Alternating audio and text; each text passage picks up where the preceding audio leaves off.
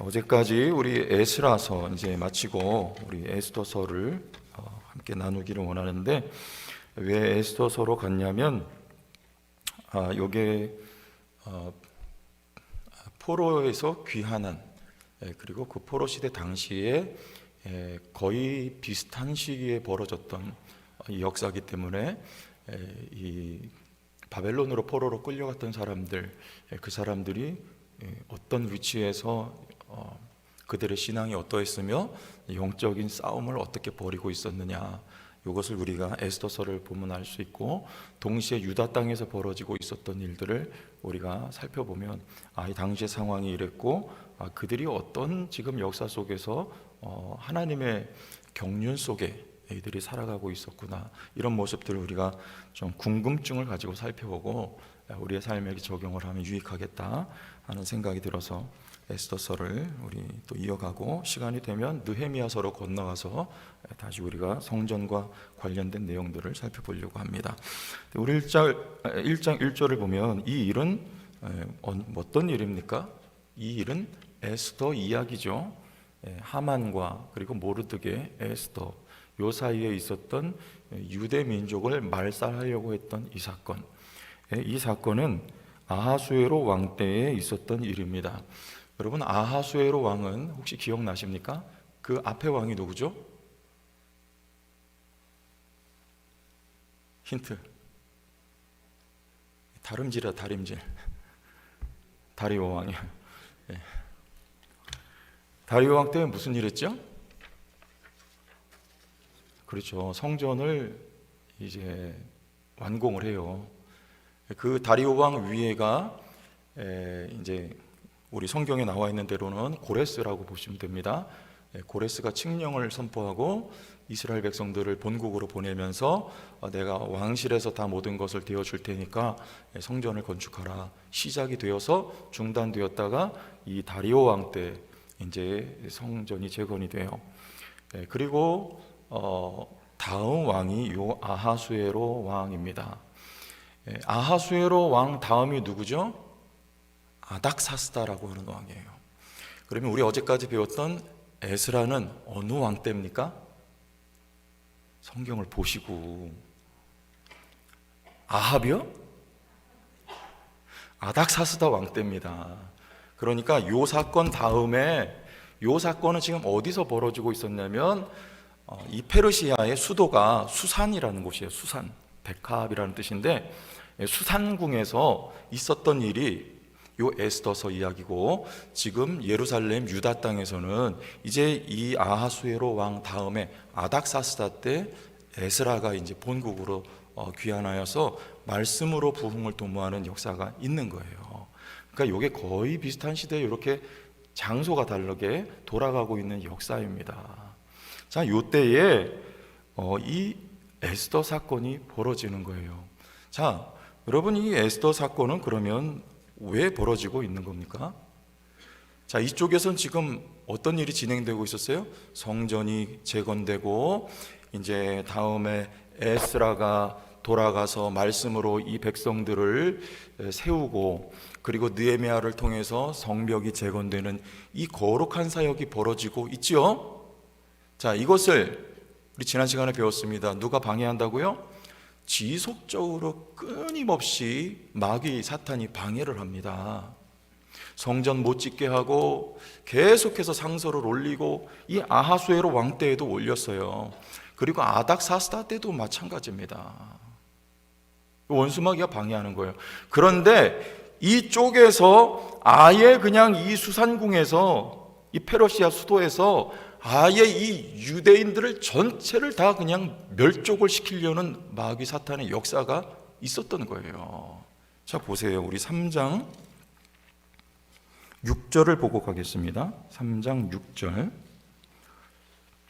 그들이 모르드게의 민족을 하만에게 알림으로 하만이 모르드게만 죽이는 것이 부족하다고 생각하고 아하수에로에 어떻게 해요?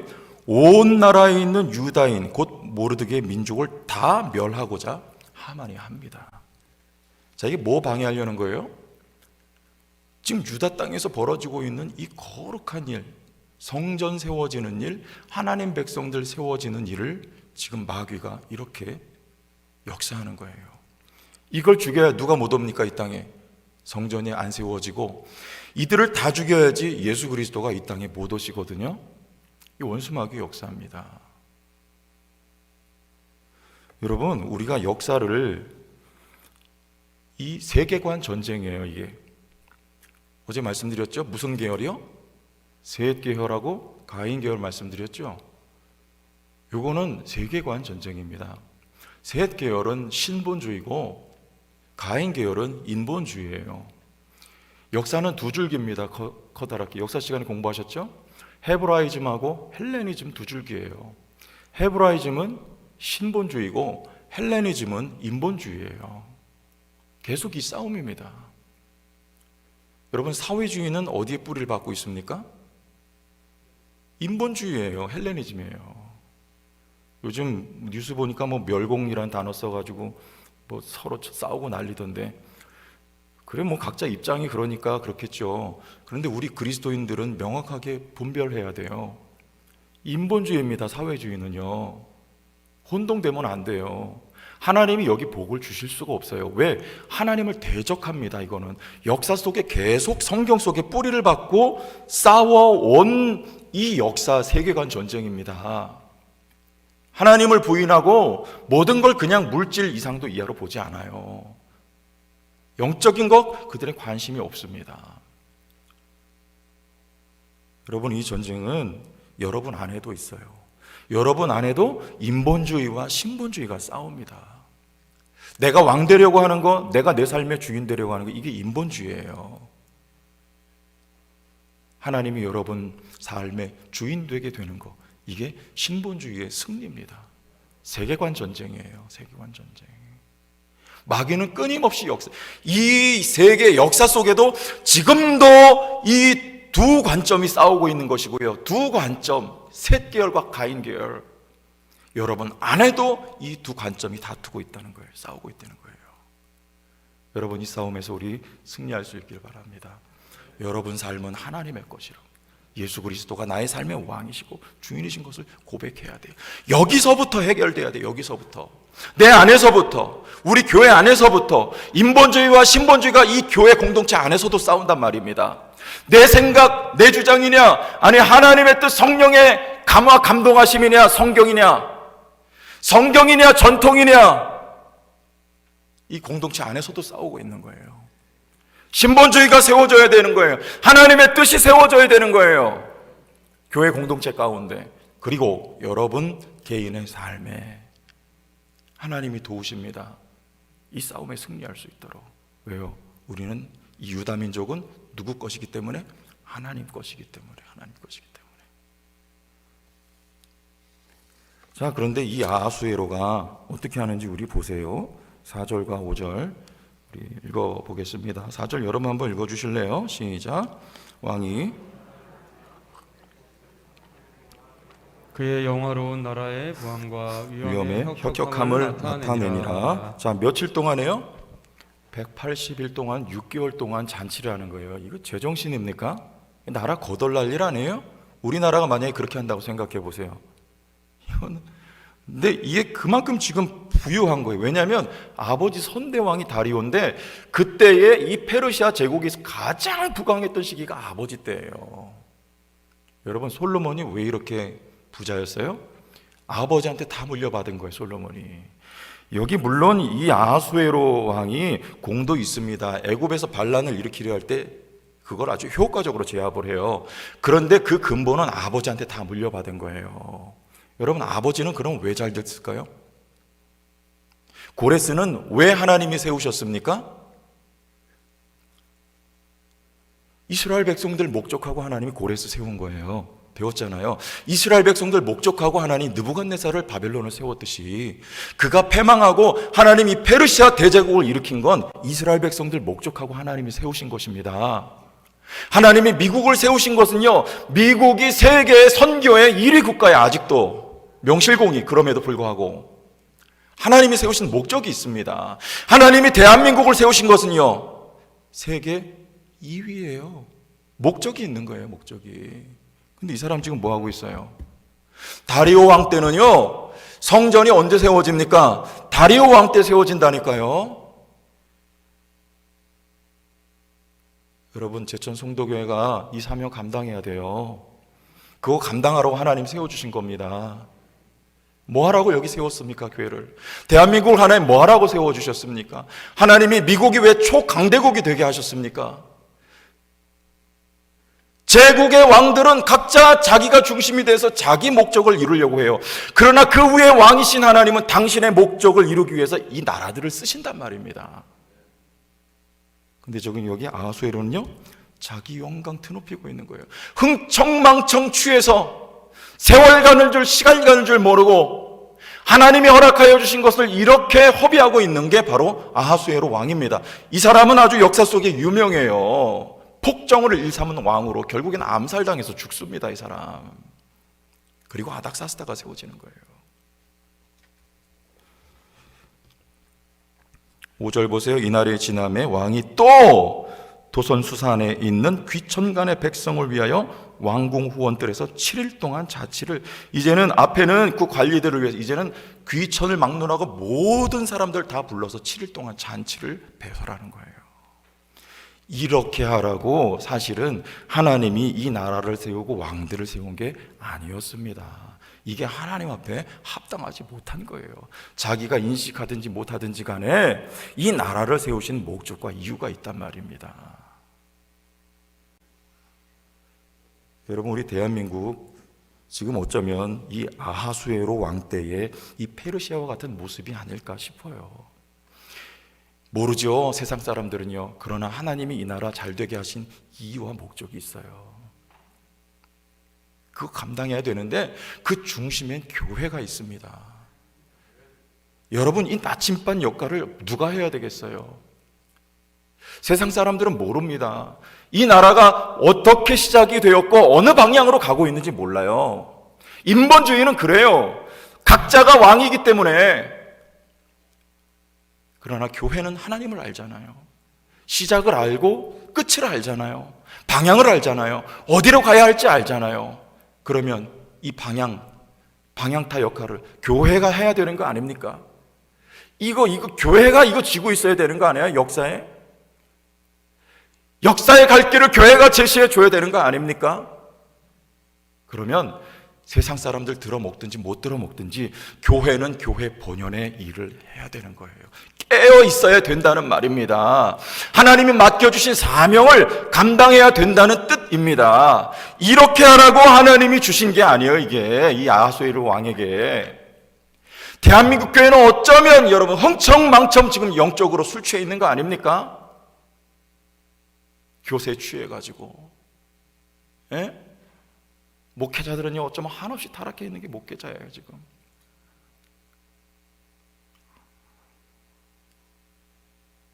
뭐 좋은 차 타는 분들 저는 필요하면 다 타고, 뭐 주변에서 이렇게 해서 타기도 해요.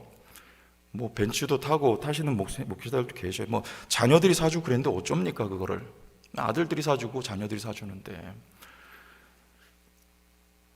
그런데 여러분, 우리 성도들 생각하면은 그 굉장히 조심해야 되고 피해야 돼요. 성도들이 어떻게 살고 어느 집에 살고 지금 하루하루 끼니를 어떻게 이어가고 있는지를 좀 생각하고 많이 자중해야 됩니다. 목회자부터 본 보여야 되는 거예요. 늘 자신을 돌아보고 경계해야 돼요. 그리고 교회가 그러해야 되는 거예요. 겸손하게 하나님이 이 시대에 교회에 맡겨주신 역사적인 사명이 뭐냐, 이거 성경 보고 깨닫고 그 방향으로 가야지. 교회가 살아야 하나님이 역사를 주관하시니까, 하나님이 교회 중심이니까 교회가 살아야 하나님이 교회로 말미암아 그 나라 그 공동체를 복되게 하시고 일으켜 주시는 것입니다. 교회가 사명 감당하지 못하고 죽으면요, 하나님이 그 역사 속에 재앙을 주시는 거예요. 재앙을요.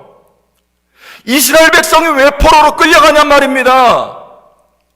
하나님이 맡겨주신 그 사명을 감당하지 못하니까 끌려가게 하시잖아요. 사람 만들어서 다시 돌려보내시잖아요. 그제서야 사명을 감당하지 않습니까? 성전을 건축하잖아요. 그들의 영적으로 각성을 하잖아요. 그래야 다시 회복이 되는 것처럼 제천 지역의 교회가 살아야 합니다. 늘 자신을 돌아보는 것입니다. 최 목사도 하나님이 여기에 저를 왜 세워주셨는가? 늘 저 자신을 돌아보고 겸손한 자리로 가려고 하는 거예요. 그리고 우리 제천 성도 교회 먼저, 다른 교회 볼 거 없고 여기서 먼저 생명의 역사, 부흥의 역사가 회복되게 하자. 이 교회 하나님 맡겨주신 사명, 제천 성도교회 여기 이곳에 세워주신 하나님의 경륜, 뜻과 하나님의 계획, 그게 뭐냐? 그 사명 받들어 나가야 제천이 살아요. 제천이 살아요. 제천이 복을 받습니다. 아니, 여러분 가정이 복이 되게 돼 있어요. 목회자들 위해서 같이 여러분 눈물 뿌려 기도해 주세요.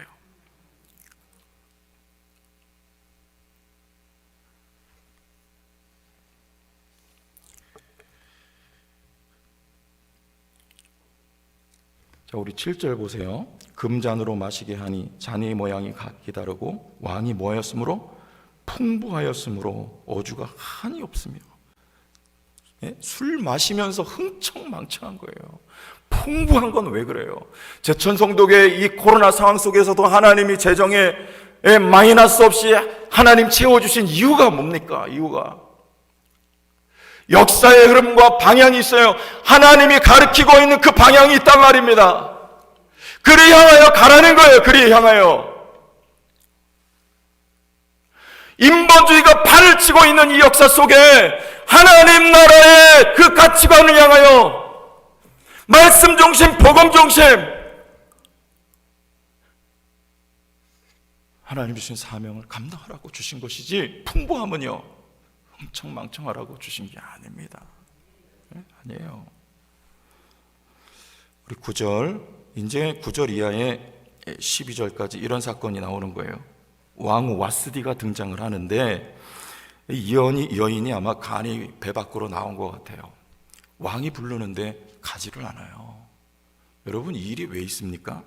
11절, 왕후 와스디를 청하여 왕후의 관을 정제하고 왕 앞으로 나아오게 하여 그의 아름다움을 뭇백성과 지방관들에게 보이게 하라 하니 이는 왕후의 용모가 보기에 좋음이라. 12절 시작. 그러나 왕후 와스디는 니에시가 전하는 왕명을 따르기를 싫어하니 왕이 진노하여 마음속에 불붙는 듯 하더라.